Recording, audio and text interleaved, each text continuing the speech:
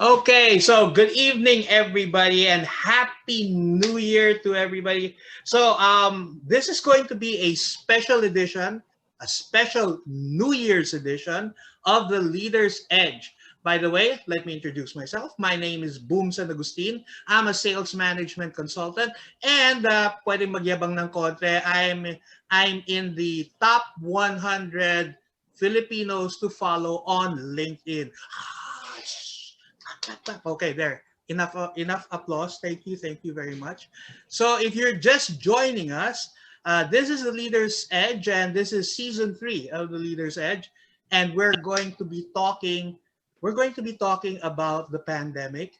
We're going to be talking about the future. We're going to be talking about everything else. Why? Because reality is just around the corner.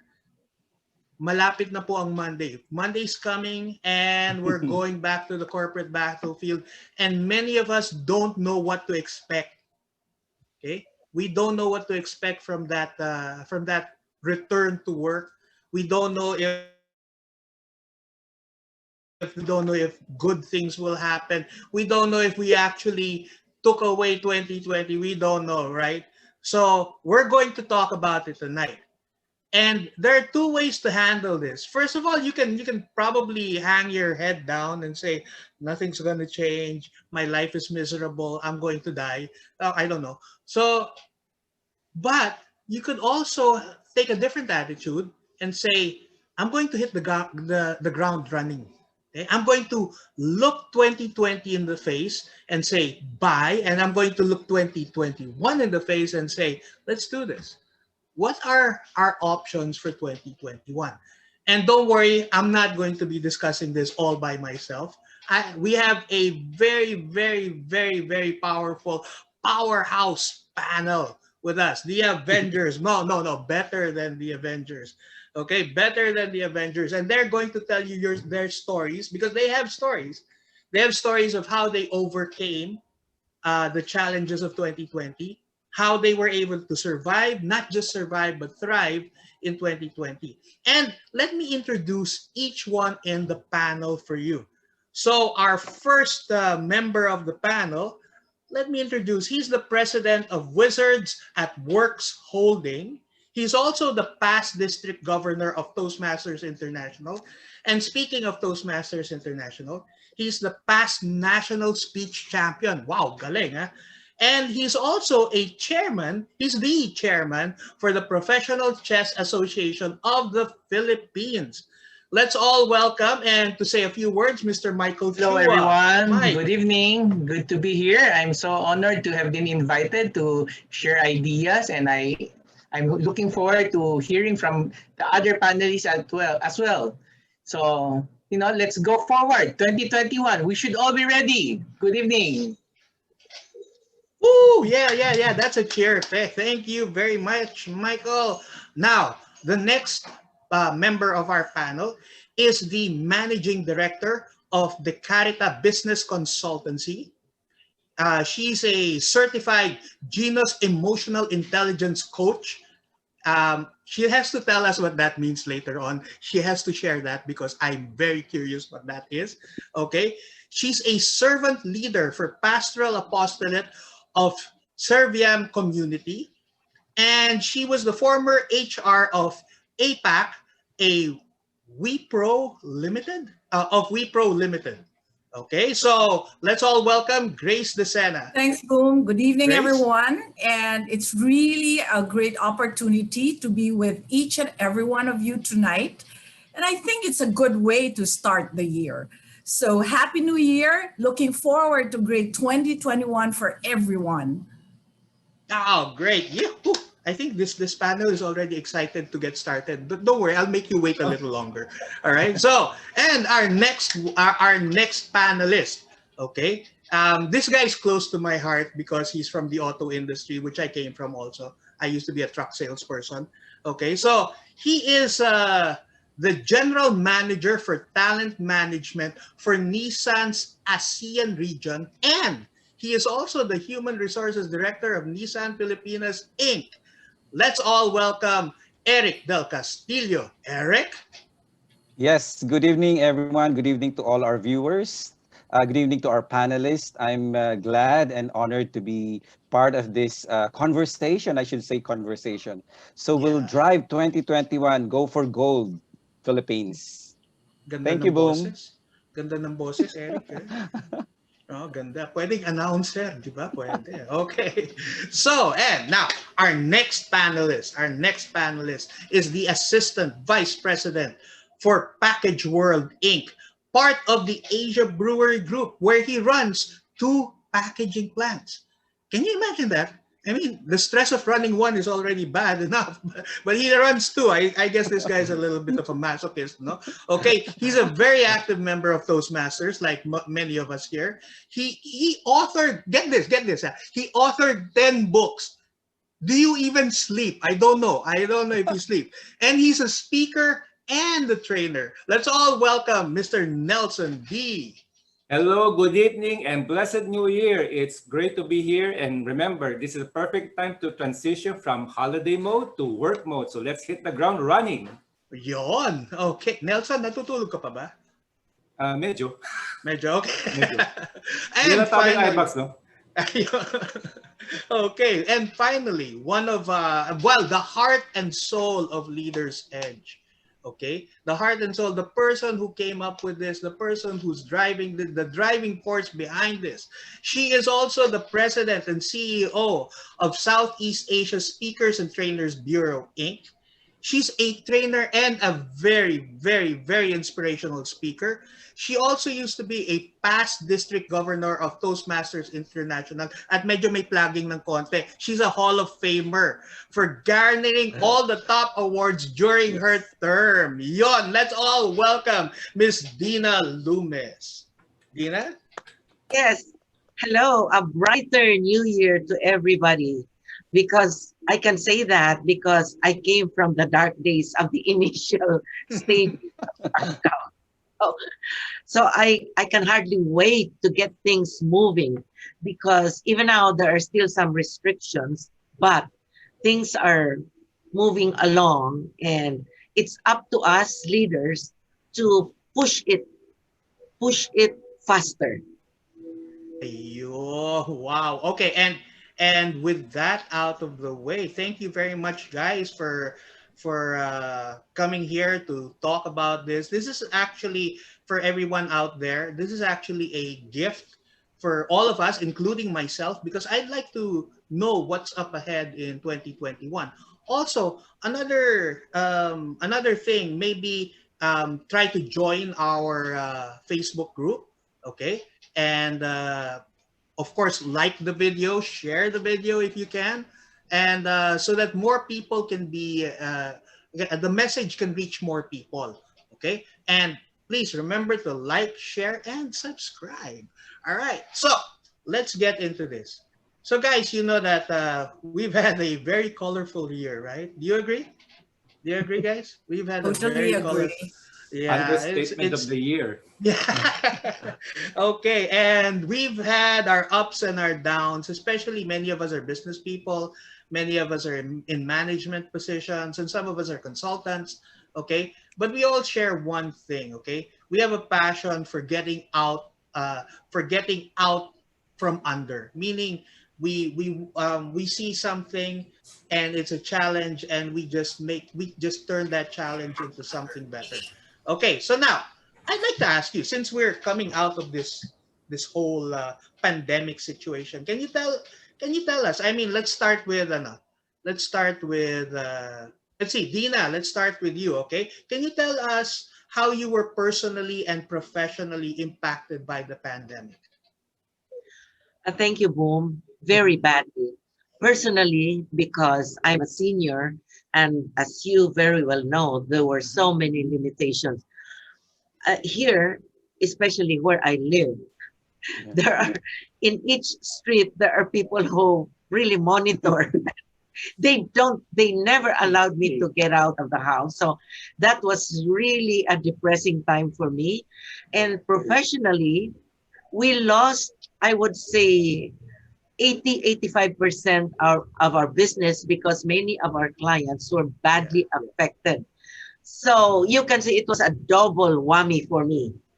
Yeah, I understand. It happened to me too. Thank you. How about let's see, Nelson? Could you give us a little insight? What happened to you during the year? Well, imagine there's a war raging and your troops are out there, you're outnumbered, you're having your one arm behind your back, and you're the general in the bunker leading them from remote control. Oh That my was that tough.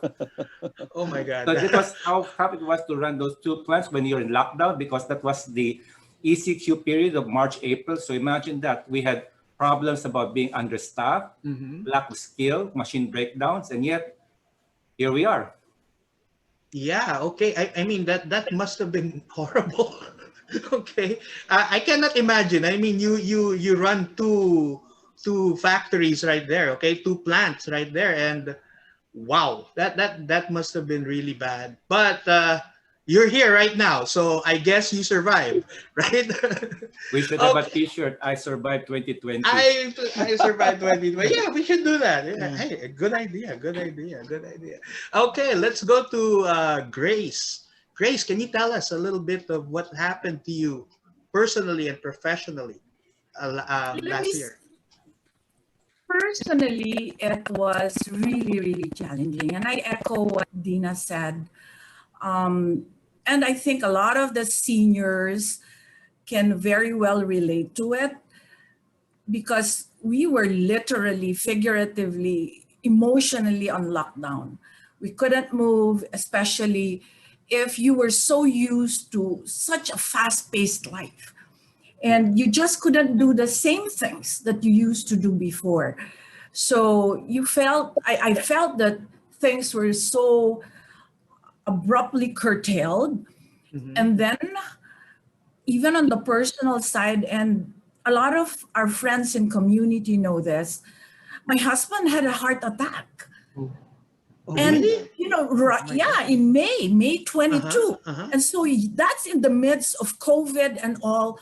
And so rushing him to the emergency room at 8 o'clock in the morning, you don't know what's bound to happen.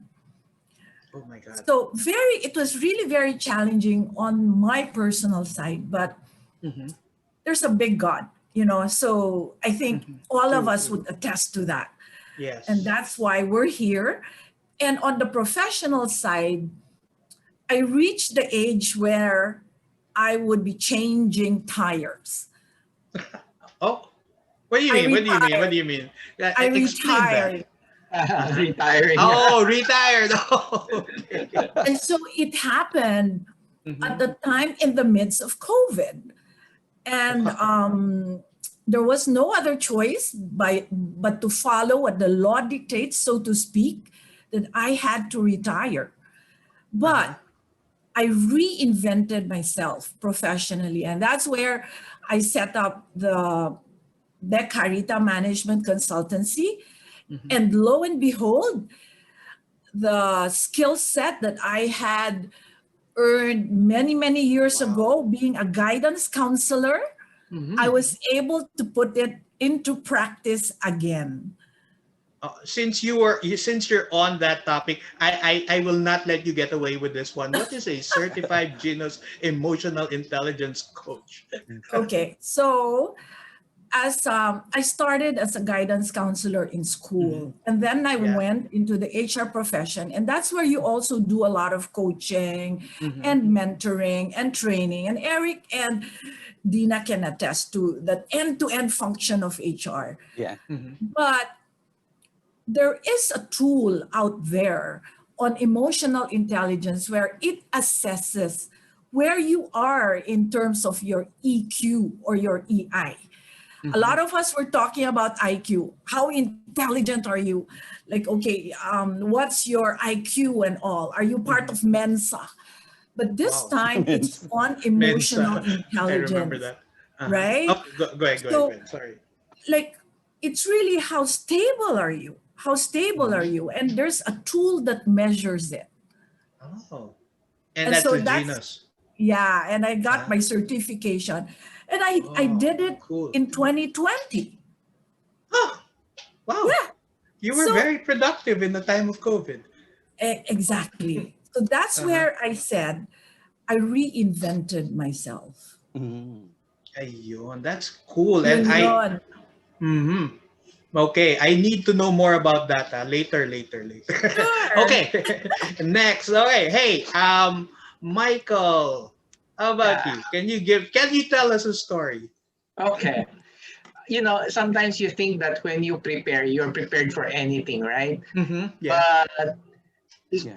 last year, even before 2020 came in, my company actually was getting ready for all this business continuity, Mm. had a BCP, everything was set. And when the COVID and quarantine came about, we thought we were ready. But there was a lot of worry. There was a lot of Mm-hmm. fear of the unknown. What's going to happen next? Because it's not like a 1 month lockdown, right? It's not, there Yeah. was Yeah. no like, this is just going to be for 30 days. It's Yeah. not. Yeah. It's starting today hanggang kailan? Until when? Yeah. No, I know. no. So the uncertainty was really worrisome. I belong to an organization. We have more than 20 branches all over the country. Mm-hmm. Before pre-COVID, there's already that hardship in making sure everybody is coordinating and cooperating. Now with the Mm-hmm. quarantine, that was even a bigger issue.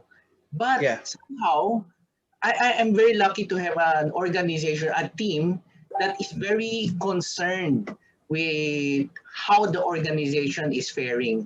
And people were going beyond their Uh-huh. parameters within their job descriptions, just trying to get the whole organization running smoothly. And we were, Mm-hmm. in fact, very lucky and fortunate to thrive during the quarantine season. Maybe not all industry, I mean the IT industry, Mm-hmm. and because there was a surge for Mhm. IT products, people were working from homes, people were studying from home. There was a surge for IT equipment and products. So we were sheltered Yeah. during the quarantine. No, we were lucky. Of course, it's not a bed of roses forever. That has Mm-hmm. tapered off a couple Uh-huh. of months ago. But the thing is, Okay. we were able to weather the storm a little bit. So that's for the Yeah. company. Yeah, I know. My daughter bought a laptop from you, diba? Yeah, I know that Yeah, too. yeah, yeah. So yeah, we contributed kahit konti. Thank you Kaya very mo. much. Okay, and now, hey, Eric, how about the auto industry? What was happening there? Thank you, Boom. Yes, I like the analogy mentioned by Nelson when he compared the pandemic as if we're fighting a war. Yes, unfortunately, what we do not know is who is our enemy. It was Enemy. a microscopic enemy. And imagine that you are the HR head of a company, and Mm-hmm. pandemic is actually, uh, for most part, it's actually a people issue. Yes, And exactly. how can a business survive without its people? And so the burden is upon me primarily. Of course, I had to work with the president and all the management committee members, but primarily I had to come up with all the policies and all those things while we prepared for a long time on the flexible working arrangement, like work from home. 5 years ago we had Mm-hmm. that. We have the flexible working hours. We have issued laptops to all our employees. 100% of our employees have their laptops actually, Uh-huh.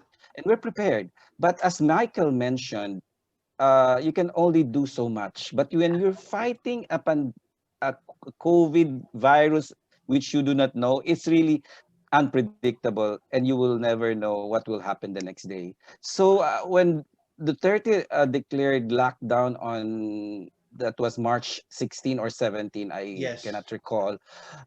We had to call for an emergency town hall a few hours before that.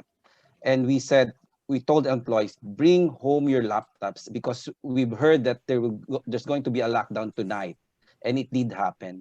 And from that time on and until now, my life has been changed a lot. So imagine Yeah. the burden, Boom, as an HR leader. And thank God from then until now, we have had no cases of COVID in our company. Yeah. Wow.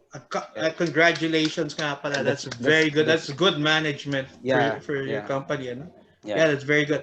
And I remember that I remember that date very well. I remember sitting down and staring at the wall for like 5 hours, I think. I Yeah. didn't know what to do. I thought it was the end. But yeah, that was a very, yeah, I mean, it was traumatic for most of us, especially at the start. Ano? It was very traumatic. Mm. But as the pandemic started to continue, we started to push back. We started to fight back, and we were impacted by this negatively, obviously. But do you have any positive experiences with this pandemic? Nelson, can we start with you? Well, we had this wonderful experience that we knew who among our people we counted upon the heroes in waiting. There's a negative side, we'll get there later on, but it shows us that when there's a crisis, your true character is revealed. And I'm so glad to see many of our workers, their true characters of bayanihan, self-sacrifice. Imagine being on a lockdown for about 30 or 40 days. You're away from your family. You're probably worried about them, but you're still at the plant working. So it's like one of those very encouraging things that there are still people around who are having this balasakit, this bayanihan spirit there. The Filipino values are always there shining through. So your takeaway was that the true mental of the people start to shine. Ano? In other words, you know who your friends are, right? And, You know and who the people are. You will be able to rely on, moving forward. Is that correct? not only that, you also see people leveling up on their own. So people who we thought were not leadership material, they suddenly became OICs and became de facto supervisors.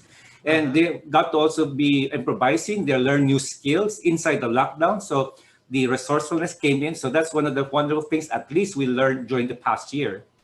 Yeah, it was a trial by fire. Very good, and I agree with you. There's a saying. I just want to bring this up to most of you. Yeah. It says that the way to purify gold is through fire. Oh. Okay. I mean, gold kasi sticks to other metals. So you have to burn it, you have to melt it, and then the gold starts to float on top. Ano? And I guess this was our test of fire. Yeah. Okay. Okay. Yeah. Anyway, so let's go to Grace. How about you? Were there any? I mean, you've already told us there were some positives. How about other things? Can you name other positive experiences? Let me step back a few months before the pandemic hit the Philippines. And as you've introduced me, I actually managed HR in Asia Pacific, and that included China. Oh, okay. Wow. So before, I think that was around our November, December timeframe when it hit them. And we have 1,000 employees there. And so I was managing things remotely. And looking back, when it hit the Philippines and our headquarters is in India, we had best practices that we saw in China. And so we leveraged on that, and our colleagues in China really reached out to us to share what they've gone through, even in their personal, in their professional, or how they helped each other within the organization. And so we had a good benchmark practice, and we knew the good things that happened in China, and we implemented it across. Oh, good. At One least there was thing- already a prior Yes. experience. Yeah. Yes. Okay. Yeah. Yes. Go ahead. And so Go ahead. Go ahead. We didn't reinvent the wheel, so to speak, although because of the local laws that we had to always look into the policies, as what Eric said, that needs to be defined to suit the current situation. There was really the spirit of collaboration within the different countries within the organization, because we were all affected globally, but it hit China first. Yeah, that's true. That's true. And Yeah, so I as we agree. And as we speak, Yeah. I still have, snippets of communication with my team, and they're back to normal.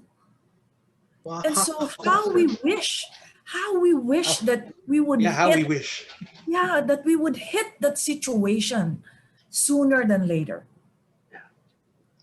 Okay, it wasn't all bad, pala. I mean, we learned a few things, and we were able to collaborate. That's a very good point that you brought up, Grace.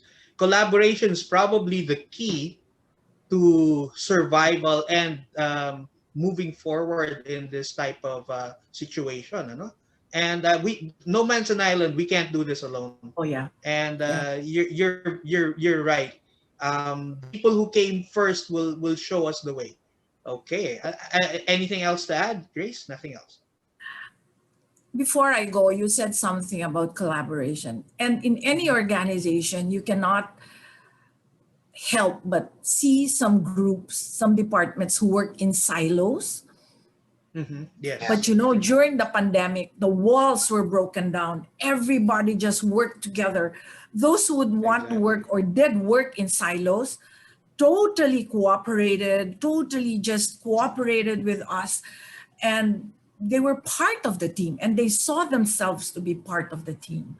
So, Yeah. yeah. Okay, yeah, I get it. I get it. We always talk about collaboration in the corporate world, but it took a pandemic for us to actually collaborate. Okay, that's very inspiring right there. Okay, so how about you, Michael? Can you tell us a little more? One of the funny things that happened when the lockdown was announced, when we called our first BCP meeting. Yeah, in our company, there are two key people who are signing everything. I'm one of them, and my business partner is the other one. So my senior management team was very adamant that we cannot go to the office at the same time. Okay, one of us have to survive. In other words, so we were on like a 2 weeks rotation. I'm there 2 weeks, High then risk I go group. home. In 2 weeks, my business partner is there.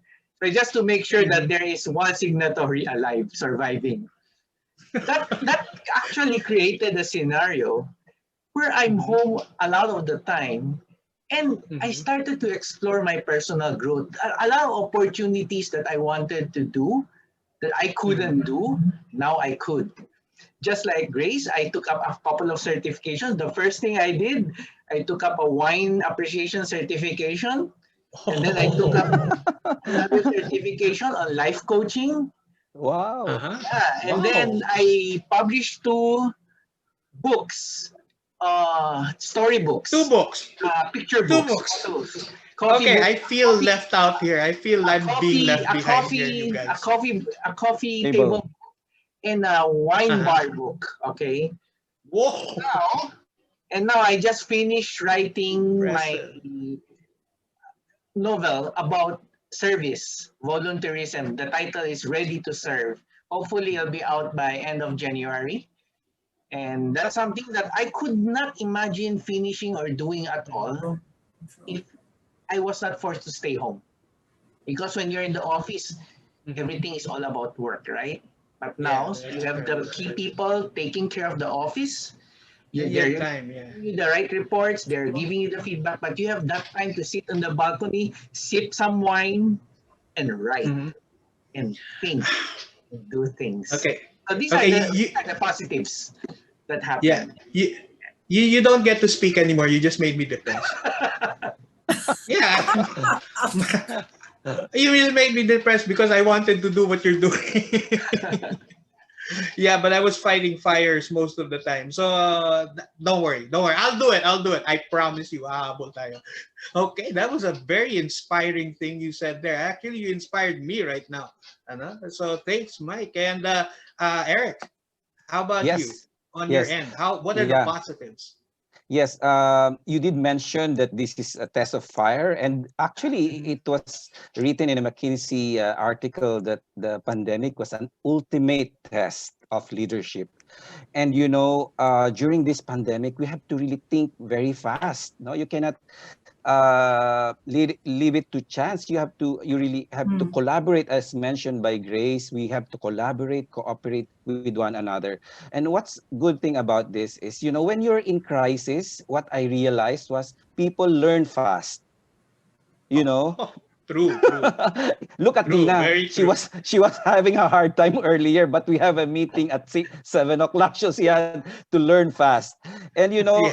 in an ordinary situation, Binibisto mo people naman, Eric, eh. no, I'm just kidding. I'm just kidding. In an ordinary situation, you don't see people learning fast. But now in crisis, people are learning how to use Zoom, how to use Skype, how to use Google Meet. And it has changed us. No, we were Mhm, plunged in a situation. We were plunged into a pool of digital technology overnight. And that was a big yes. change, and that was a big learning for all of us. We are now in a digital world, literally Mhm, swimming, diving, driving. So that's about it, boom. And it's actually, uh-huh. we are in a digital world and we're learning very fast. Not Yeah, just yeah, and we're in crisis. Imagine that we're in crisis, and Michael and Grace were getting their certificates during crisis, writing books and all those things. Learning fast, mhm. moving fast, and we have to act fast. Yeah. Okay, Thank you. wow, that's true. That's true. That's true. And how about Dina? How about you? For What were the positives that happened to you? a very big positive was I discovered, because when I reconnected with our clients, many of them suffered really financially. So Mhm, they could not have any programs. Very few of them could. So that's when I reconnected with my friends abroad. And I mhm, just realized, oh my goodness, now it's so much easier to go global because now I have scheduled several programs with different countries in the world. And I just could not imagine that before, that I would be able to do mhm. that online, because I had to, before, we had to travel Yeah. to get in a Yes. particular country. And imagine that now I'm just given, oh, can you do this particular program, and let me know when you'll be ready so we can offer it to our people, Mhm. to the angels here, etc. So I said, oh my goodness, wow. So I realized that Mhm. instead of making our world smaller, it has Yeah. really made it expanded our reach. So, yeah, is that now we can go anywhere Right. online, not necessarily, Exactly. Yeah. not Yeah. The necessarily. world is now our market. So I said, oh, so that for me is the biggest positive, at Mhm. least in my industry for me. So wow, okay. So to make up for the shortfall of the local companies here, now I can go abroad. Yes, exactly. By the way, what programs have you already run abroad? Oh, these are more in line with my interests, and in Mhm, fact, the assertiveness and strategic speaking skills, the more mhm, communication related, and there was a request recently from a lady friend in Sydney, Australia, because of her network there. They mhm, want to teach the millennials about personal branding mhm. and career progression. So I'm working on that, and she wants to offer it to their members and stuff like that. And I'm still Okay. working on other things. Ah, that's wow. Okay, so it's mostly communication and Well, branding. there's also Wow. there's Okay. there's also the winners eds of Dr. Dennis Waite, and because Aha. because it used to be 2 days and people wanted more days, in fact, because it's not easy. It's about the inner self. So we Mhm, have decided to cut it up into modules so that they can take mhm. it in chunks. Because I notice corporations now don't want 2 full days of online. Probably their people will go to sleep or something, get bored. So Yeah. we need to chop it up to 2 to 3 hour learning sessions, Yeah. and then Yeah. stagger it so that their people can also digest the learnings. Yeah. That happens to. I mean, to all of us in the training field, that's been happening. 4 hours is probably the longest we'll go online now, ano?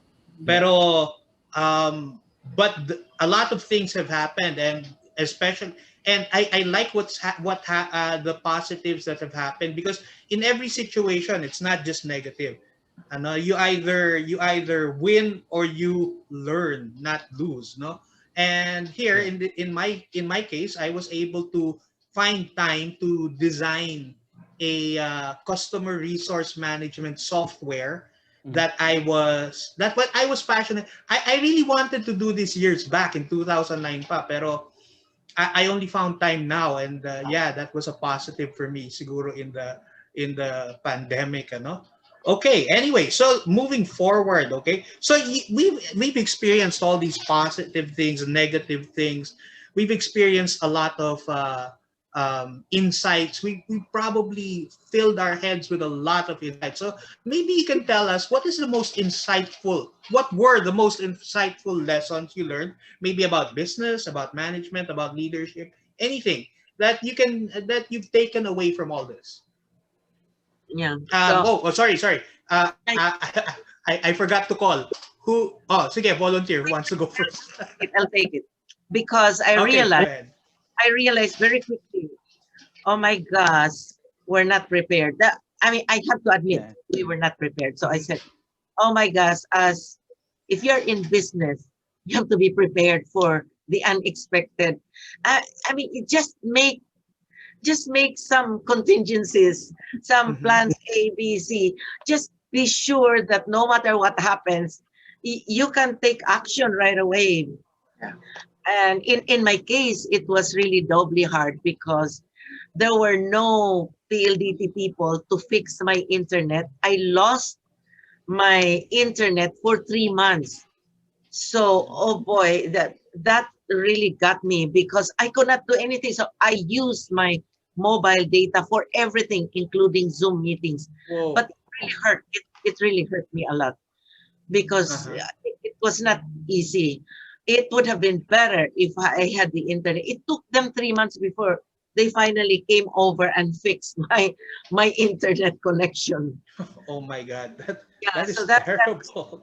yeah, I know So it was. so what was your takeaway from that experience, Dina?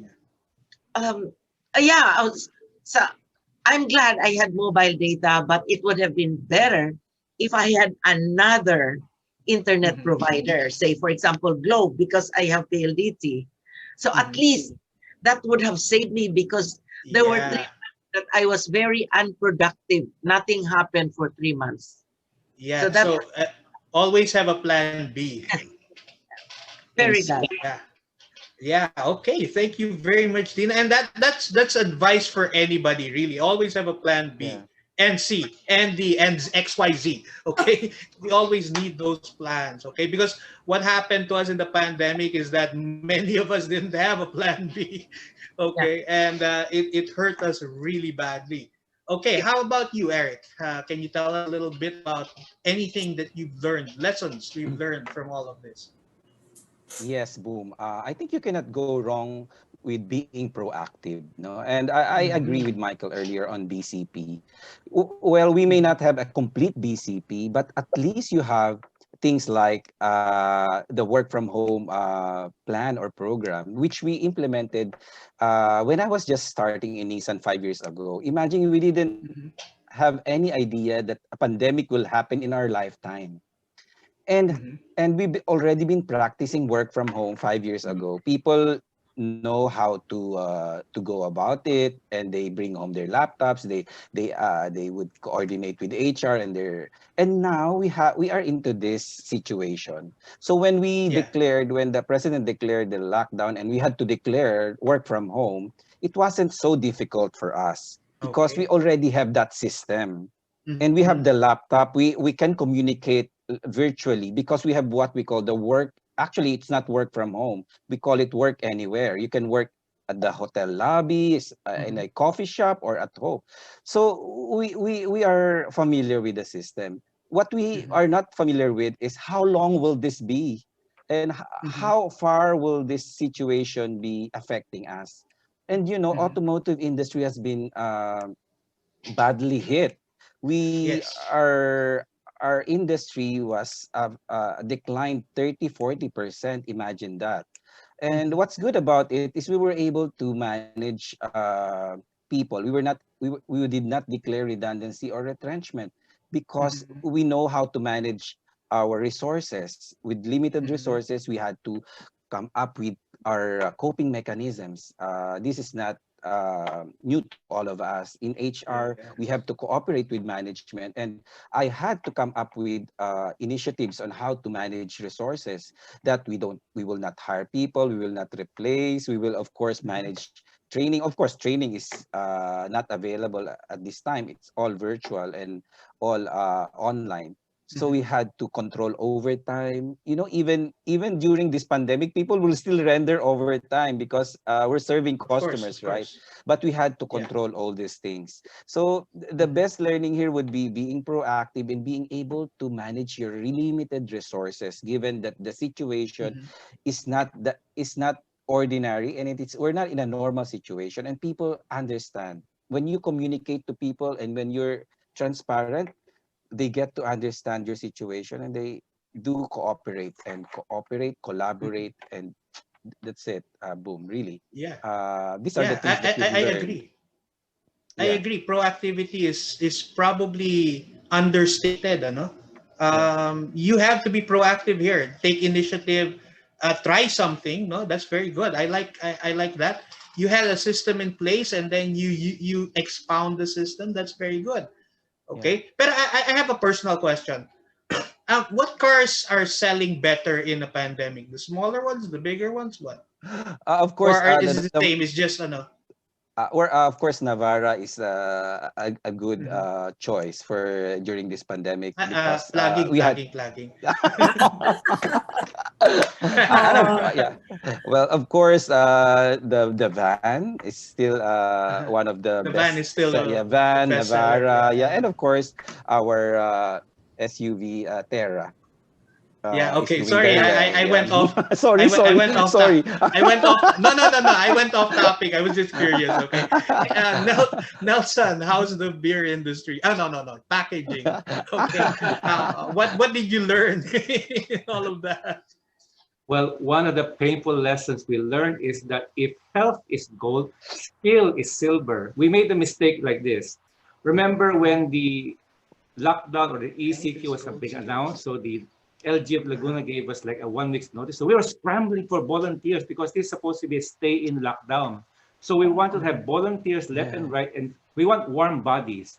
Lo and Mhm. Yeah. behold, when these are people already inside the factory, about half the population, we realized that all the skills we want were there. Some of the skills we need were out Uh-huh. there of the people who did not join the lockdown. So what happened? We had operators who cannot operate the machine, we wanted to operate. Mhm. We had people like what Grace had said, we had collaboration where a maintenance guy had to operate the boiler. We even had an Mhm. accounting guy helping out in the shop floor for manual processing. Even people from Uh-huh. plant number two help out plant number one. So we made that oversight here of we wanted to have people in, but we forgot to talk about the skill level that we need. We survived, yes. However, that after the ECQ, we were tasked now to have a postmortem, and two things we had to do. Number Uh-huh. one, we had to plan for a second wave. Remember, there was a fear of a Yeah. second wave there. So now we have to have the Mhm. volunteer list, people we know who Mhm. go there, and we now have to cherry pick who will be the priority according to skill. Secondly, now that things have normalized, we now have the luxury to plan our skill level, wherein we have people being trained for rotational skill level so that a guy can do machine one and two and three. So that's the painful lesson we had. And maybe across the industries, whether it's computer or BPO, Mhm. whatever, you must have people who are multiplied in their skill level. But how did you make that adjustment? I mean, you had an accountant doing a technical thing, and I mean, how were you able to train these people to do it? Was it just touch and go, or kinesthetic learning? What? Well, the accountant guy was more into manual processing, yung mano-mano. So that's something Ah, else. okay. The beautiful part is that most of our machines operate on the same principle. There's some little personalities in different machines. So it may be a Mm-hmm. different ping a different field for an operator machine 1, then you tell them to go machine 2, it can be done, but it has a certain adjustment period. And Yeah. maintenance people are, for example, one of our maintenance person is familiar with running a boiler, but it's not his expertise. But since he Yeah. knows something about running a boiler, Okay. then he has no choice but to run the boiler. So it's like one of those Yeah, things yeah, you yeah. get to improvise every day. And that's like what some other people say, that you have to change your plans every day, every day, every day. Okay, buti walang sumabog, ano. Yeah, that's true. Pero yeah, but that's interesting, ano. I mean, you have people there who didn't have the skill to do what the skill set, and then eventually they gained that skill. I mean, maybe not in top level, but they were able to gain enough skill to be able to run it, and that's an interesting concept. Meaning it doesn't matter what you studied, or it doesn't matter what you took up in college, or what your career Yeah, choice was. If you need to run a boiler, you're gonna run a boiler. that's true. Okay. It's like Yeah. being tossed into the pool and you're forcing yourself to learn how to swim. Um, And that's where it's like, again, one of those things wherein the true character comes in. When there's a will, there's a way. So if depending on the person, if he really wants to serve, he'll find a way to make it work. Yon. Okay. Thank you very much. This is a very inspiring talk right here. Michael, can you give me your 2 cents worth? Yeah, I can relate very much to what Nelson said. No, instead of an accountant, our receptionist, who stayed Okay. in as well, is now with the logistics department doing checking of in and out of our inventory, and she's Uh-huh. really absorbed permanently into the logistics department, because we don't need a receptionist in the office right now. Nobody comes to the office, right? Yeah, But that's right. That's right. most of our sales right now is really online sales during the pandemic period. And there's a lot of movement in the logistics side. So people from different departments were being volunteered, but they were coming in and they're helping out. And just as a case in point, the receptionist is now part of the logistics department. And just like Eric, I'll just plug my company also. So, PC Works was doing a lot of robot sales online in Lazada and Shopee. Uh-huh. So that's what happened. But a key takeaway Wow. here, I think, Go Boom, ahead. if I may share with you, the situation actually, everybody in business, we always talk about the KPI, the measurement of Yeah. productivity, right? How Yes. effort is Key performance index. most important. But one of the things that I think we as owners or business or entrepreneurs should realize, more than being a team, and I share this oftentimes nowadays, more than just looking at team performance, we have to consider that our corporate family is really family, not just a team. Let's not look at our employees, co-employees as team members only. Let's look at them as family members. Because when you take care of the welfare of our employees, especially now that the working in the office and staying at home, it's really blurred, right? The That's true. line is blurred. So they have to think, you have to let the employees really realize that we're part of family, the corporate family. And we take care of their needs, and they will take care of the company. I think all businesses should really emphasize that. More than team performance, family welfare should co-equal in managing. That's a Steve Jobs thing to say, huh? Yeah, I think I heard that. No, I heard something similar from Steve Jobs. Like people, it's not the company that makes the people; it's the people that make the company. And you have to treat them like a vital cog in the machine. Okay, Nelson, something. Sun's Racing. I love yeah. what Michael said, and this is where you get to see the real talents of your people. And part of the pleasure is that it makes succession planning easier, because now you can spot people who are tested by fire, then you can promote them for next level, or you can post cross them, and then you can also develop these people so that you have the pleasure of promoting them, like what I did. For example, the OIC plant number 2 during the pandemic, I now promoted him actually 2 months ago. He's now the production head of that plant. And we also said rewarded those people either in monetary ways or in terms of, let's say, recognition. Guess what will be their performance appraisal will be like? So this is a good opportunity to see, spot goal. And then when you see the goal, you now have the pleasure of lifting them up just as they lifted you up. Yeah, right. I agree. I agree 100%. Grace, bring it in. I was listening to everyone, and to summarize what you have shared, what you have discussed, it boils down to shared leadership. Mhm. Shared leadership Yeah. where each and every member of the organization is given the responsibility. The hierarchy, the structure, it may be there, but with what happened with us in 2020, we forgot those things. We just Yes, totally empowered our people. We cross-skilled, we upskilled, we cross-posted, we rotated.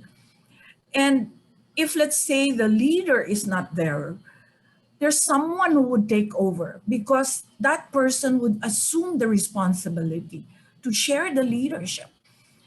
And if people do that, it's because they see it Yeah. in key leaders like Nelson, Michael, Eric, Dina Boom. And they have to see it in us that Mhm. we allow them to exercise that level of leadership no matter where they are in the organization. Mhm. And if I may share, one of the biggest takeaway for me was that, I've left corporate life Yeah. and it's so busy. It just takes out your time, your talent, everything in you because you just devote so much of your time to the company that you're accountable for, to the employees you're accountable for. And you sometimes you forget about yourself. Mhm. And so my takeaway is that I have learned in the midst of the busyness, in the midst of the chaos, I have learned the art to take a pause, to stop, Beautiful. to stop. Like everything is just going crazy around you. I stop, even for 30 seconds or a minute. I take that very important pause for me to think, to reflect, and to write whatever goes inside my mind in that minute of pausing. Wow. That was And that's good. your That's reflection powerful. there, yeah, it is. It is. Mhm. And it makes you internalize. And I think as businessmen and as leaders, we have to learn that art. And that's what Mhm. I've learned. And I'm happy to share that with you. I mean, I never thought of myself many times over through all the years. I've worked in the semiconductor industry, which was very fast paced.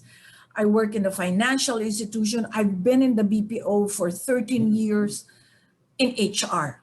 And you know how HR life is. It's thankless. Mhm. No, you just do things, just go, go, go for the people. And I never took that time out for myself to stop and reflect. Wow. Okay, we can end it there now. Let's close this session. That was very good. I like that. I like I love that. it. I love Very, it. yeah. You, I, you, I you know, just go ahead. Go ahead. I just want to add something to what Grace said. One of the things I learned is to, Mhm. on a daily basis, count my blessings. Good. Yeah, count my True. blessings. Yeah. You, you know what? Yeah. I'll go a little. I'll sidetrack a little here. No? what I learned, because I was very depressed when this thing started. Probably it took me a month to get off my seat, really. And um and then I heard this song, and the words were very powerful. The words were like this: I could have lied down and regretted. I could have stayed in bed. I could have cried my eyes out, but I didn't have time. I didn't have time to give misery the power. Mm. So ano, so when I heard that song, oh ano, I don't have time for this. 'Di ba? I don't have time to ano to sulk. I don't have time. I've got a family to feed. I've got a company to run. I've got things to do, ano. And that gave me a little more strength to go up and try to do Mm. something about it, ano. So my question, and this is off, we're going a little off track here, but I'd like to ask you this: what kept you going, guys? What kept you going? Nelson, what do you think? What Yeah. kept you going? Boom, I'll take that, no? Because Yeah, go ahead, go ahead. I learned from my mentor, Dr. Dennis Waitley, even though my status during the pandemic was really depressing, being a senior, because of all the limitations they put on us. We Mm-hmm. practically, it's like they put you in prison in your own home. You can't Yes, do it. yes. So what saved me was the principles that Dr. Dennis Waitley in his Winner's Eds taught, and that is the inner winner in you. You are not affected by what's going on in your Okay. environment, Mm. but you talk to yourself. It's really affirmation, because it is awesome, the Mm-hmm. power of affirmations, because you can talk yourself out of any obstacle, out of any difficulty in life. And that's what I did. And we can go through what we call the Autogenics exercise, which Mm-hmm. is telling yourself what you want to happen, and always Mm-hmm. talk in the present tense, not in the past, not in the future. Talk as if it's happening now. You can taste it, you can smell it, you can really feel it. And it's the principle of autogenics. There's got to be the music, when you record your voice telling yourself what you want to happen, there's got to be the music that is set to your heartbeat, so that you are in your most, what we call, comfortable, relaxed state, so that you can take it in faster. And you can even do it when you're sleeping, if you can record all Yes. of this. Yeah. Because our mind actually becomes doubly powerful when it has no distraction. When you're not awake, you're not Mm-hmm. distracted. So it can absorb everything, that, especially if it's coming from your own voice. Autogenic, yourself. No? Nobody Wow. commands you. You command yourself.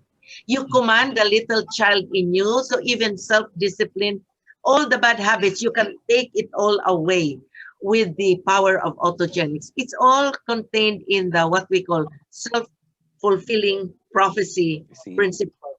So we can all use But that. As a is matter of that similar to law of attraction, Dina? that is a little bit, but this one digs deeper, because Deeper, of deeper. Yeah. Okay. very much deeper, and it's very much a part of the winner's eds, and you can actually accomplish things that you never thought you could, only because Mm. the mind is Mm-hmm. always more powerful than your body, more, Wow. much. Always. Yes. Yes. Go ahead. Go ahead. Go ahead. Go If ahead. you, No, I mean yeah, always enlightening to hear things from you like this. Ano? I've never heard of that, so it's something that I want to absorb and take in, and it's affirmation, very like interesting. example, I'll just give you a pertinent example. Mm-hmm. Because I was feeling depressed. All right. So I talked to Well, who myself. wasn't? Yeah. So I talked to myself. I'm alive. I'm well. And I feel great. Thank you, Lord. Thank you. Because you have loved me and you protected me. And I feel so alive. And I have every reason for living. And I thank you, Lord, for the wonderful gift of my two children. And they are such inspirations to me. And it is so wonderful. I tell you, and honestly, I was so surprised. By the way, my neighbors here, because they're saying, you cannot go out because you'll get COVID and all that because, low immune system because you're senior. Guess what? Much younger than me, half my age or even less than half my age, they already got it. And me, I've already been around, I never get it because I have strong immune system. Besides, I believe I am healthy and I am, you know. So Oh. really, it's Uh-huh. it's amazing what you can do when you learn to talk to yourself. And by the way, a lot of people go into, shall we say, addiction, many kinds of addiction. When they're depressed, they turn to drugs, drinking, smoking, and all that stuff. Well, that's self-discipline. You just need to tell yourself that that's not for you. No, you don't even start it. You don't. Just don't. You only do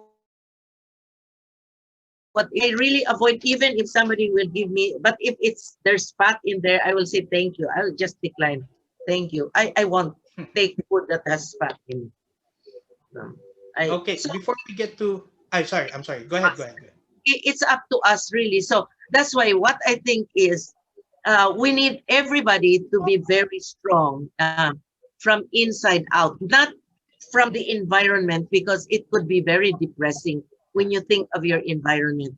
So feed yourself with all the positive thoughts and the thought that God is always there, taking care of you, loving you Yeah. unconditionally.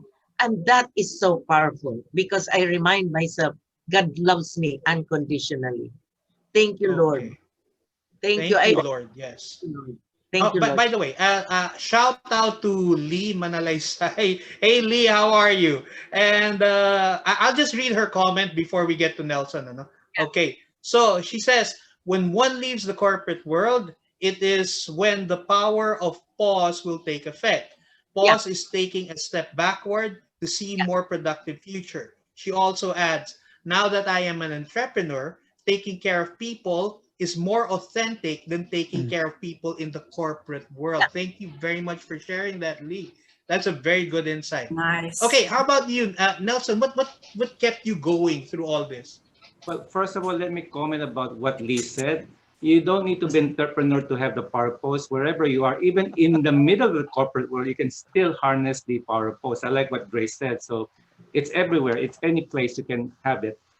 Going back to your question about me being depressed, yeah, tell me about it. It's not just being depressed, it's also being frustrated and so stressed Uh-huh. out because I'm the kind of guy who would rather talk to my direct reports face to face. But now I'm at home and they're at home too. So it's only Viber. And we cannot communicate through body language, that sort of thing. And not only that, if there's a problem with the plant, I would love to go to that site itself, go there and look at the machines, talk to the people. But I'm trapped at home. So imagine the frustration and the stress level because now you have downtime after downtime, and salespeople are crying out, "Hey, your production is delayed." Customers getting angry. They'll threaten to pull out the POs. So that kind of stress we had.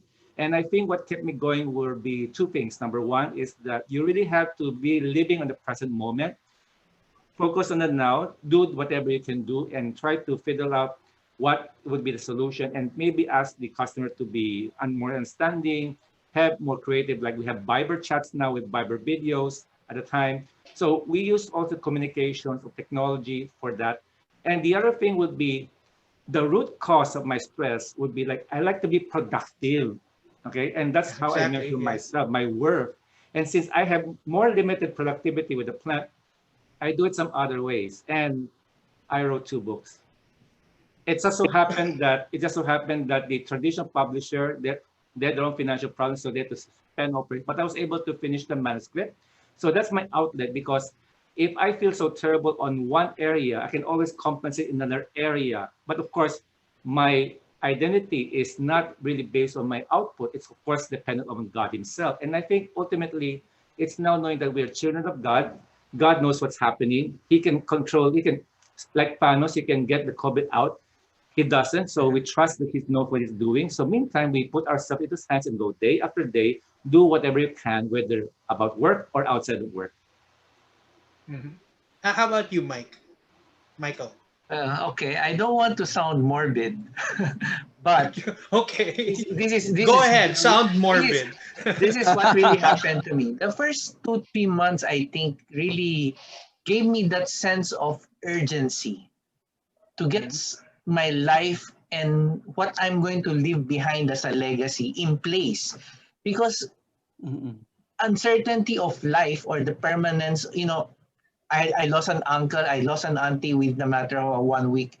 And then I had a lot of friends who were really in the ICU, really sick. So it could happen anytime. And I just want to, I really took that moment and, what am I leaving behind? What will be on my tombstone? And there are so many things that I wanted to do in my life. And I said, this is now or never. So there's that, like, I'm running out of time. I've got to get everything in place. So I put up my own website. The book I wrote about volunteerism is really a reflection of what I want to see the society as it is. So it's a description, and the website that I'm putting up will carry platforms where people can actually get engaged and work together on a very positive volunteer activity, so that to prepare themselves for volunteerism and go out and maximize their efforts. So That's Wow. something that I wanted to be in place before anything happens to me. So that's why things were happening. Things were getting done you, Mike. because I was really worried at the back of my mind that what if I don't finish this? Yeah. That's what's Wow. right. Yeah. That's what's Yeah, right. that's a very what if I don't finish Yeah. this? Yeah, that's So Yeah. that's really what's driving me to get things done right now. Okay. Of that's course, a I don't want to powerful go when question. I mean, everything's done. just that's a powerful question.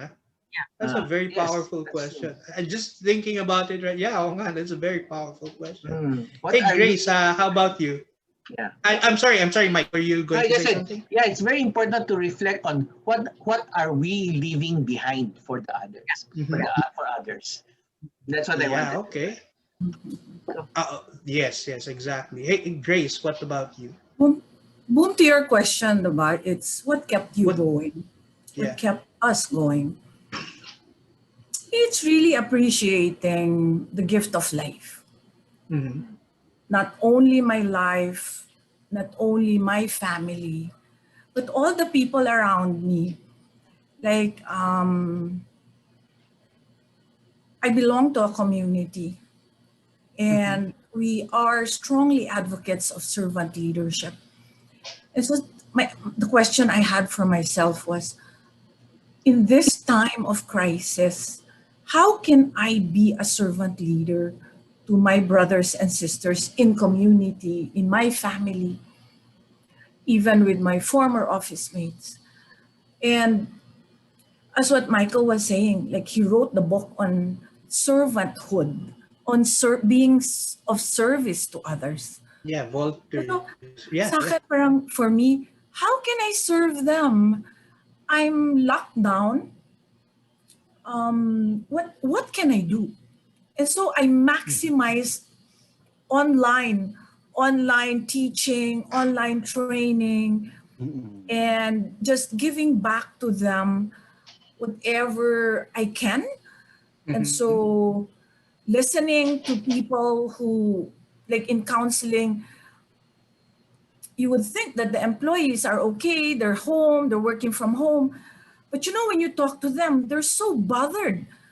The Hmm. millennials, they'll tell you, I'm just bored to death because I cannot go out, you know? And that's where you Yeah. go, yeah, but you have life. You're alive. You have your family with you. So it's really just um making me accept and realize that God has given us that gift of life. And with everything that's happening, he's such a big God. He allowed it to happen, but he is always with us. He has never forsaken us, and he will never forsake us. He will never leave us because he has given us the gift of Agreed. life. Agreed. So yeah, so that's what keeps me going. Life Perfect. itself. Perfect. I should always end with you, pero we're going to end with Eric. It's Go, hard to take it summarize now. home. Hard to summarize the discussion, but for me as an HR leader, when you are what kept me going is when you are entrusted with the responsibility and accountability, just like people, you cannot miss a single minute helping others.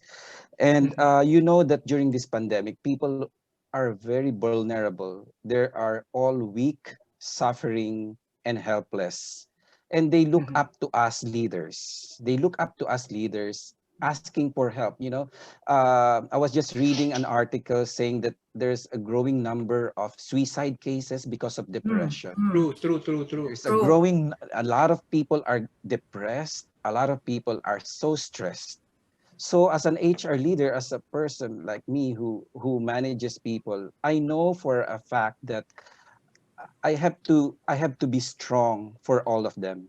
On day one, when lockdown was lifted, I called on my people in HR that we have to be at the forefront. We have to show to our people that we are there before they come in.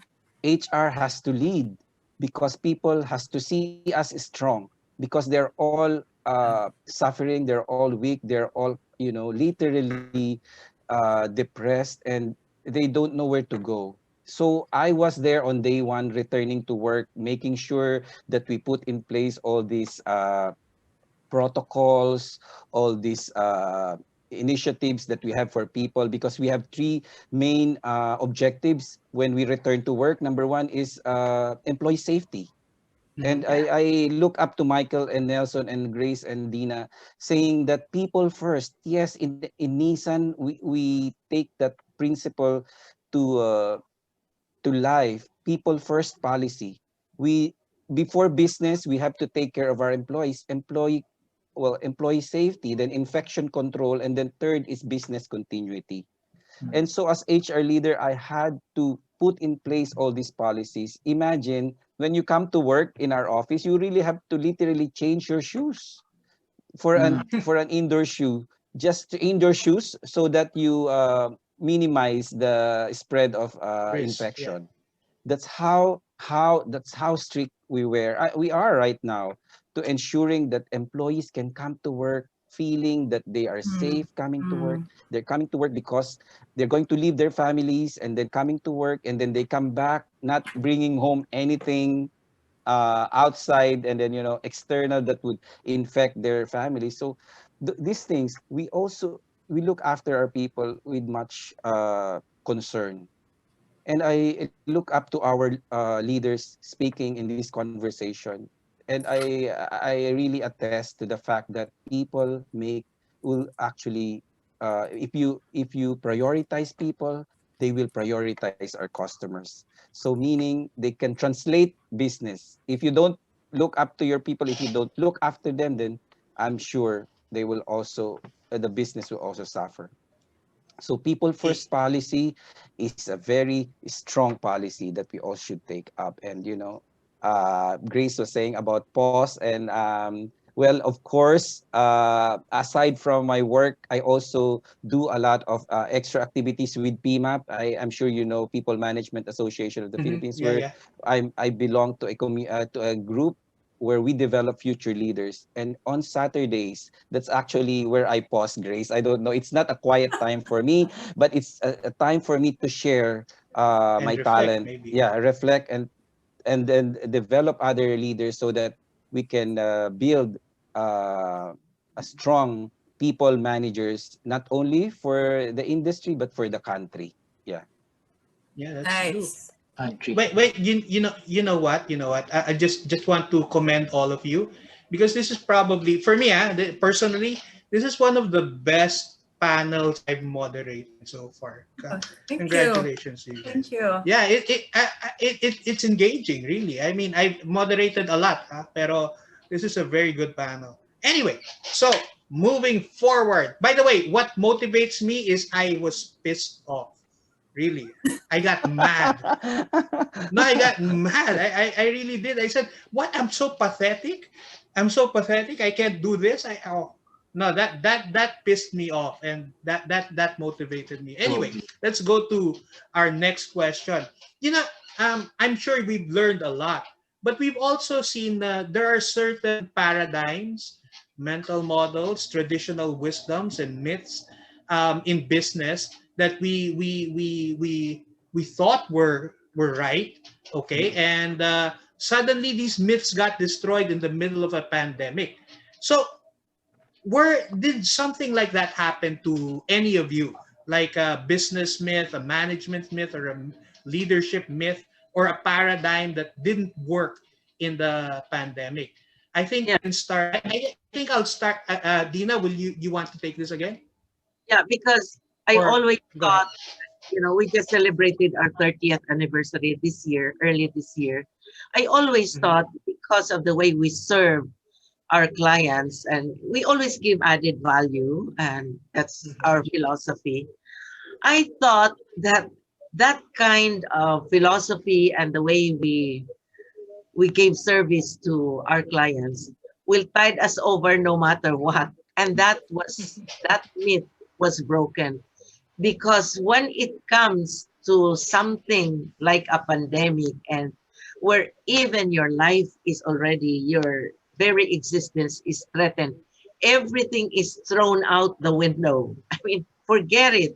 So I realized that you cannot expect the same kind of what we call continuity in business when your very life and your very existence is threatened. So that destroyed it. So I said, oh gosh, so that, like, I had to think very quickly. Really, it was, Yes. wow. Agreed. Yeah. Yeah, Oh, it yeah. was mind shaking. I mean, really, I was so shaken up with that.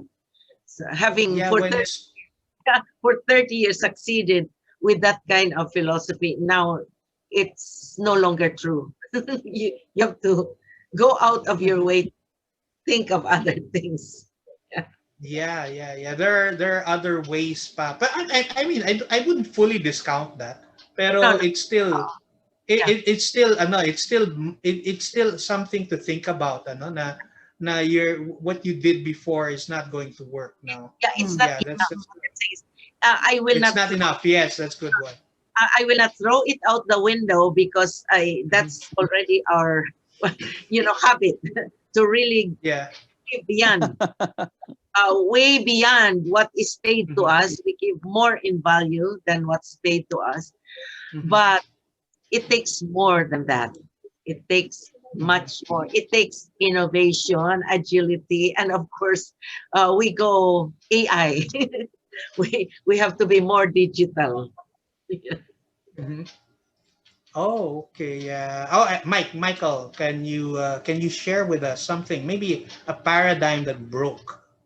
Well, not as really a paradigm, but when we do business, how do we measure an employee? I mentioned earlier, how do we measure an employee's performance? KPI, KPI. When we talk KPI, we also always include attendance, di ba? Time in, time out, time in, time out. I threw that out all the way out of the window. No sense in measuring time in, time out at all. Yeah. Uh, just need to see performance, just need to see Mhm. output. At the end of the day, you want to just be able to reach out and be able to communicate with them and see how they are contributing, how they are doing as a family, as a person. Because Mhm. nowadays, and this is a really big philosophy on my part, which I'm trying to Yeah. impart. You train employees not just to be good employees, but they have to be good Mhm. citizens. Mm. Mhm. Right? It has to Yeah. be Yeah. beyond the parameters of the corporate walls. When you train, Ah. when you train employees well, you got to make sure that they will function productively, not just for your own office, but for society. So that's something that I want Yes. to break. That's a paradigm, if it's a paradigm at all. We need Yeah, to yeah, break. yeah. We need to break that. We need to make sure that society function Mhm. for the business to I, thrive, right? If yeah, society Mike, functions, yeah, mhm. Just to reiterate, because I gave a seminar on that. It's okay. called process based thinking Uh, versus results. Process orientation versus result results are, orientation. yeah, And there's there Mm-mm. and before the pandemic, there was this big debate as to yeah, whether process orientation is better than result orientation. Because result orientation, if you focus too much on the result, not on the process, you might not get a good result. yeah. Ano? Pero in a pandemic, Result, process orientation is practically thrown out the window. The time in, the time out. Mm-mm. You're more focused on results because you need immediate results. mm-mm. So yeah, that's a very good insight for that. By the way, before we continue, more from Lee. Grace and I can both relate as she also left the corporate world. I have tried the power of pause in the corporate world and what Mike was discussing, but there's a lot of distractions and urgencies we need to attend to. Grace can attest to that specifically in the semicon industry where she also used to work. And then Joey Torres, shout out to you. Salamat po. Thank you, Miss Grace Desena, for inviting me to join.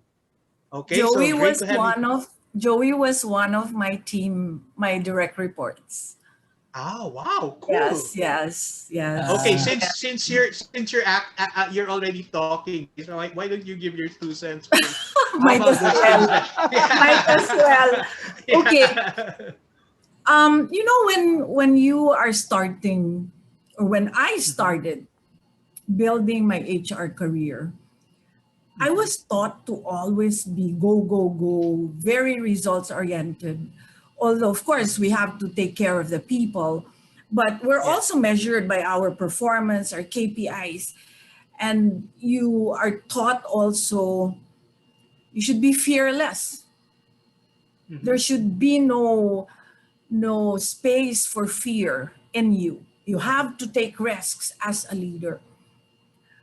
And so, but Especially. to me is if you're I will equate being fearful with being courageous. And that's also something that I think during the pandemic, a lot of us experienced it. I had the panic attack. I was sitting down during lunch and everything just started to move. I thought I was gonna pass out. And so my kids saw me. And so they said, Mom, you're overthinking. I was still employed. Those were the first months of COVID. And they just said, Mom, you're overthinking. So you have to refocus. And and my focus was on being courageous to face this situation. And to me, courage is not the absence of fear. Andyan pa rin eh. You still feel it. True, You true, still true. feel the fear. But there's that feeling that you have to be courageous because you have to overcome it. You have to tell yourself, I commit myself. I have to be courageous to overcome this fear. And when you're with people, when you're in the company, this is also something that you can share with them. They're scared, they're stressed, they're anxious, they don't know if they lose their job. But let us be courageous. Let us not be afraid. But let us, sabi nga sa war, let us combat our fears. Let us Mhm. battle our fear. Let's confront it. Let's Yeah. face it.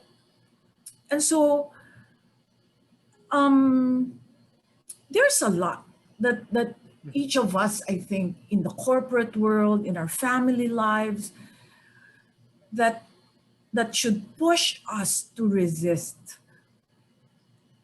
that impulse to be anxious, especially yeah, internally. That's our biggest enemy, Yeah. right? And we hear it. left, right, and center, that you have to combat your fear. And you really have to be courageous in the midst of all this. And be a courageous leader. Actually, maraming principles din yung courageous leader na yan. But even as a person, I think we can apply that. Yeah. That, you know, Yeah, go ahead. Go ahead. go I'm ahead, sorry Boom. for cutting.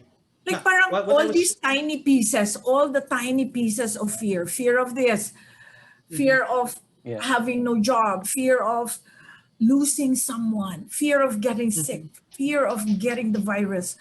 All of True. these tiny pieces of fear, you can all glue them together and just say, I have to fight this. I have to be courageous, you know, because there's so much meaning of everything. There's still Yeah. a lot of meaning for us to be here. Exactly. Exactly. Again, another debate before the pandemic. I'm just bringing this in. Ano, Yeah, yeah, is yeah. the preservation mentality versus the courage mentality, and in a pandemic, preservation only goes so far.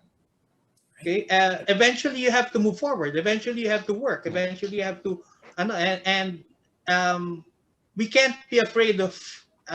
Okay, controversial statement to all those out there who are, this is just my opinion. Okay, we eventually we're going to have to live with the virus.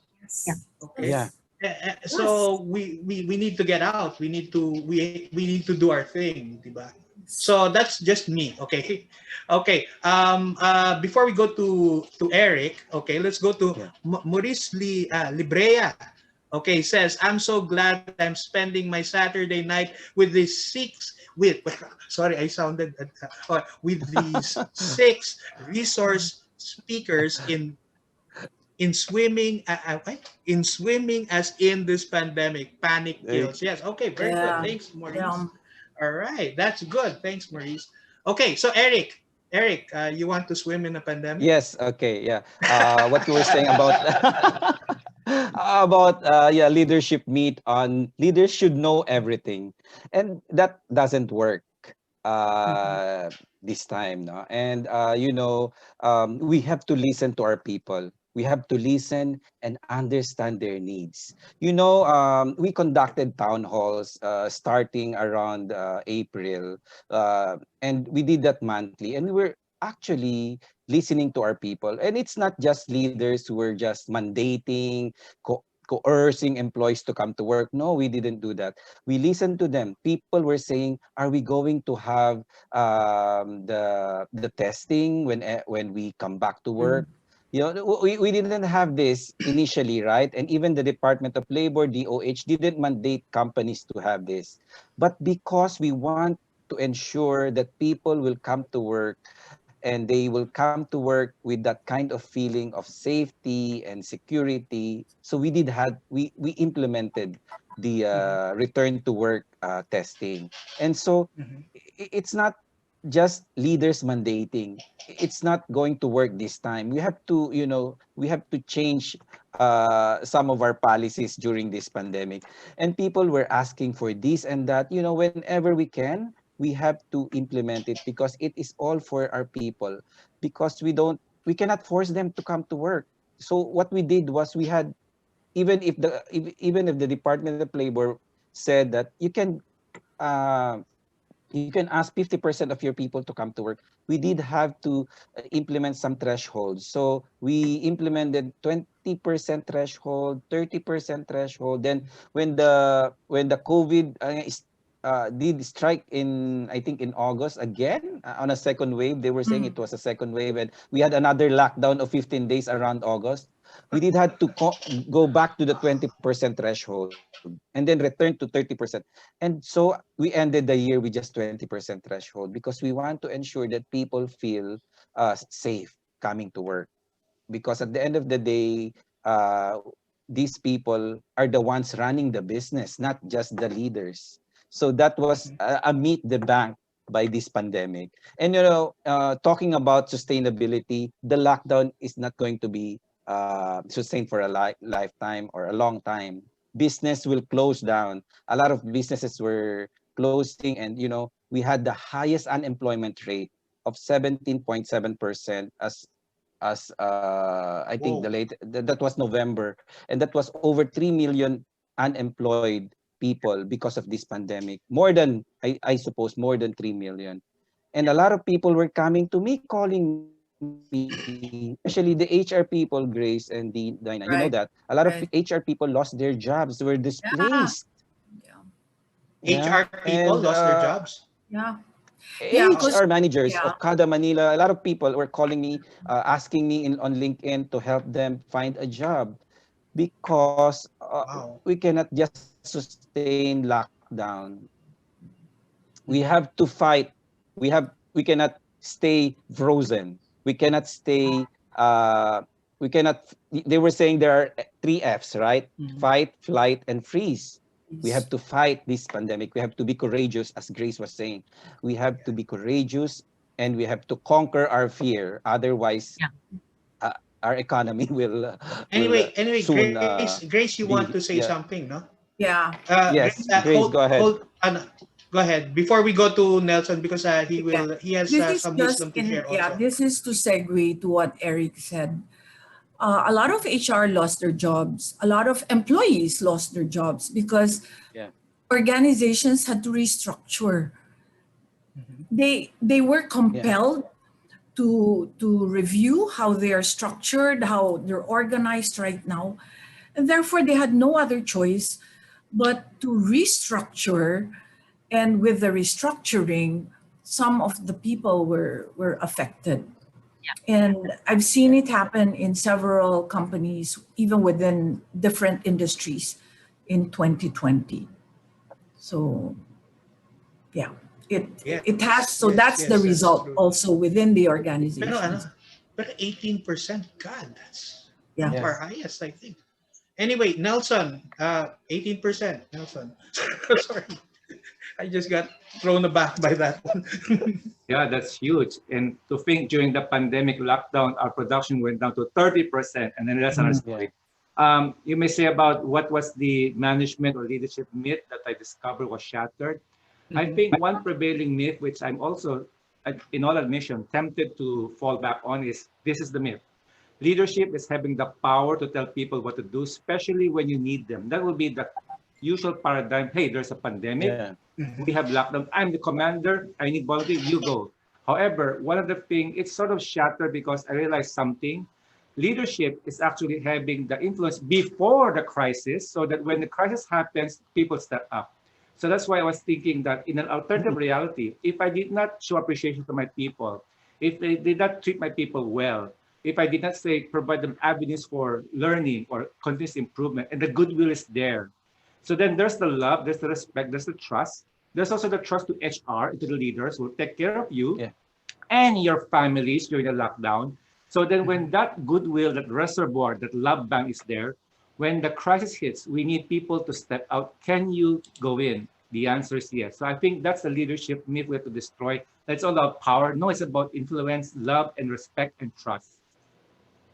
Yes. Okay. So this is a really good discussion, and um actually we're at the point where we have to bring it all in already, where we Yeah. have to bring it all in, and maybe my final question for the night would be, can you tell us how do you see 2021 moving forward? What are your fearless forecasts or your predictions or maybe your advice for people in your field and in other fields moving forward in 2021? So, Dina, you want to start off again?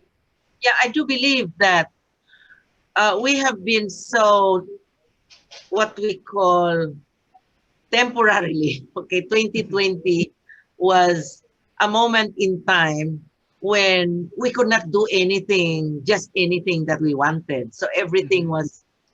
was frozen in time. So I do believe that Frozen. this has resulted in pent up desire to do more. So Yes. my fearless forecast is, in fact, people will become more productive. Companies will grow, and you know, everyone is hungry to really just get back at it. So I do believe that starting, well, okay, January, it may not be that fast, but there's going to be a movement, and starting mid year, there's going to be a surge of economic activity and new businesses coming up, and people will be so driven. The word is driven to Driven. Yeah. really to really succeed, because we have been too cooped up. We have just been shackled. So now we're free. That's what I mean. We're free regardless. Oo. Bugbog na tayo. Dapat lumaban na.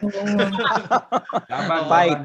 laban. Yeah. Okay. How about you, Eric? I'll go around this. Eric, Okay. go ahead. I was just reading the McKinsey report the other day, which was released in November, and it was a study in North America, even the developing countries, and what else, Europe, and they were saying there was a growing optimism in 2021.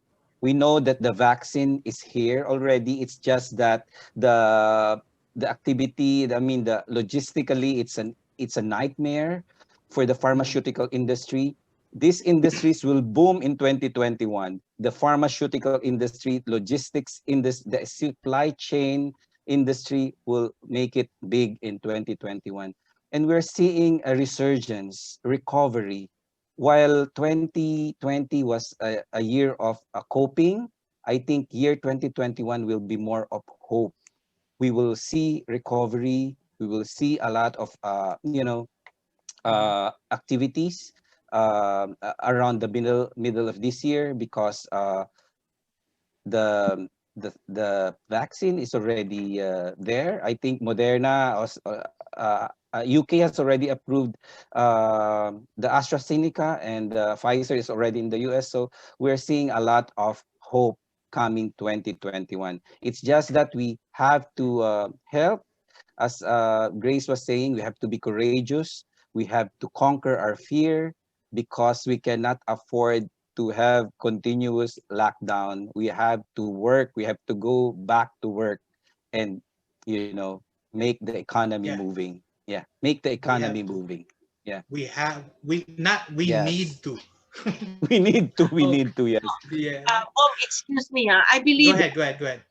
the key here to recovery is really for everybody to build his immune system, because you can wear mask and face shield and all. Yeah. I know a lot of people doing that, and then they go out once or twice and then they get it. So for some reason, I don't know. Exactly. But the key is really build your immune system.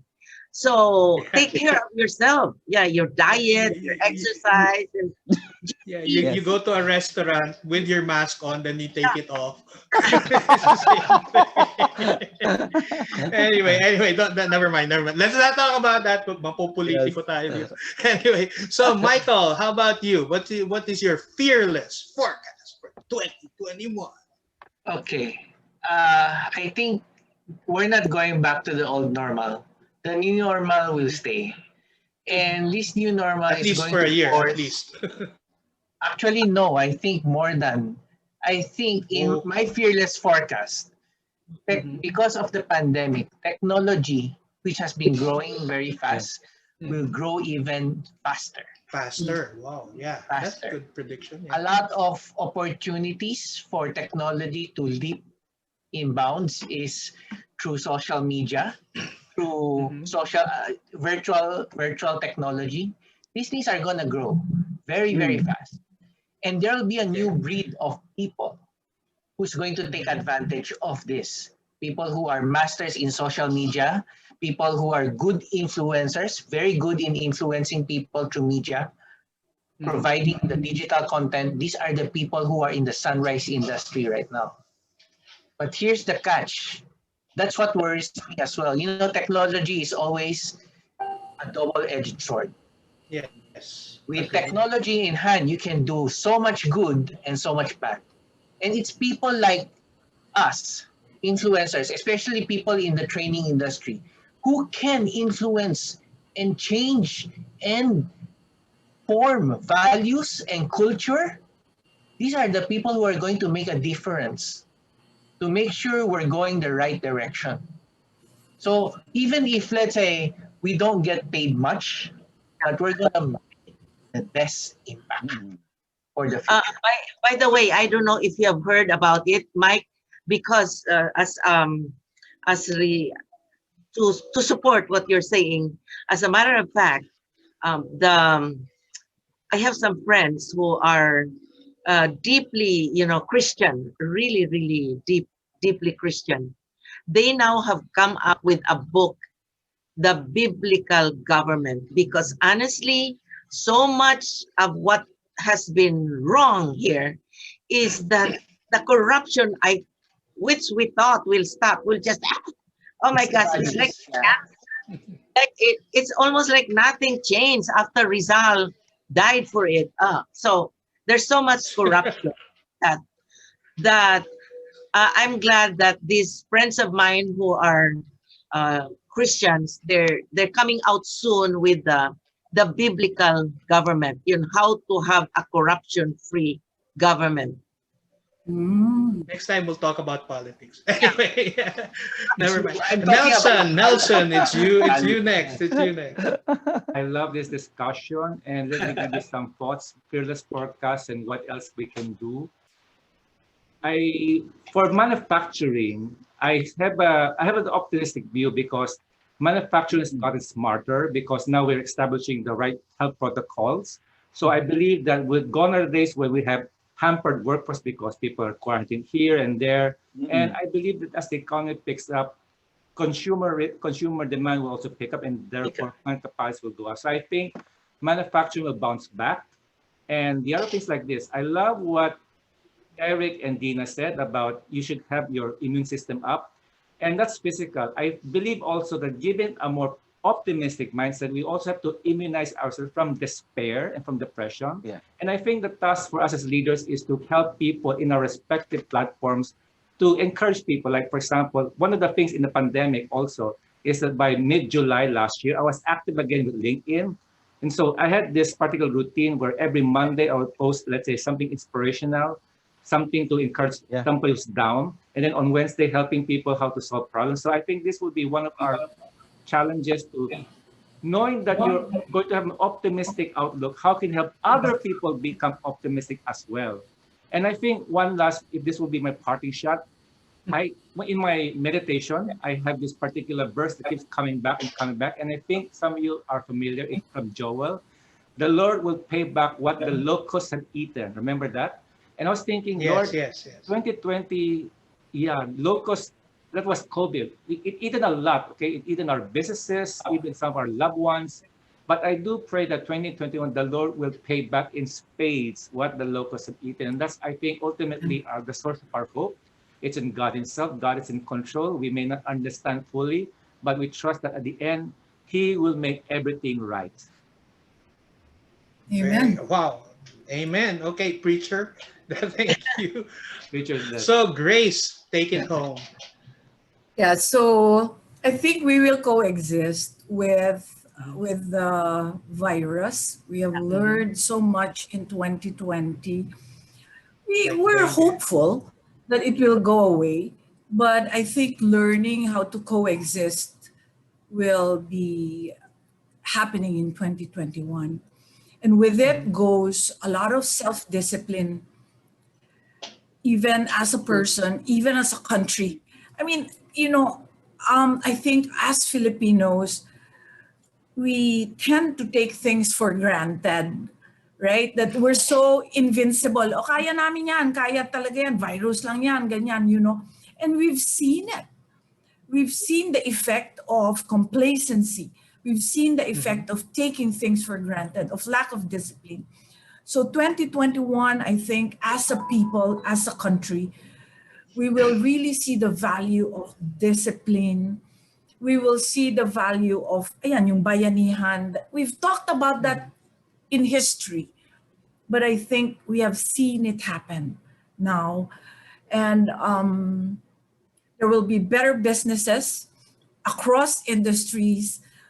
The the millennials Gen and the Z. the Zoomers. Z generations, they will be our future leaders. We just have to capitalize on their skills, maximize on their aspirations. Yes, they live for today, they don't live for tomorrow. Then let's teach them how to maximize what they have today for a better future. And then for the baby boomers like us, Kasama pa rin ako dun. oh, let's embrace technology. It's the way to go. Let's not be fearful. Let's not rely on our children and our grandchildren to do things for us. Let's be hands-on. Because if we keep on relying on them to teach us how to do Zoom, how to do virtual, how to do this, we will never learn. So to the baby boomers out there, we have also Hello. the technical savvy. And let's use it. Let's use it. Because that's the way to go for 2021 and beyond. Yeah, yeah. And thank you to all of you for your sharing. To wrap it all up, just to summarize what we've all said, in 2021, new businesses, new types of businesses will sprout up. A different type of person will come out. Okay, a different type of skill set, different types of skill sets that will adapt to this, and most importantly, agility and adaptability will be the keys to success in the year 2021. So with that in mind, guys, to everyone out there, I just want to say this, and this is our usual tagline that I always mess up. Okay, so let's focus on learning. Let's focus on improving ourselves. Let's focus on making ourselves better to adapt to this situation. Because you know what? Learning is a never-ending journey with limited vistas. With limitless vistas. Blooper. Okay, there you go. So guys, I hope you learned a lot. If you have more questions, you can still ask. You can still put them there, and if we have time, we can still answer them. Okay, so guys, adios, and see you on the next show. Happy New Year. Oh, Thanks, thank everyone. New Year.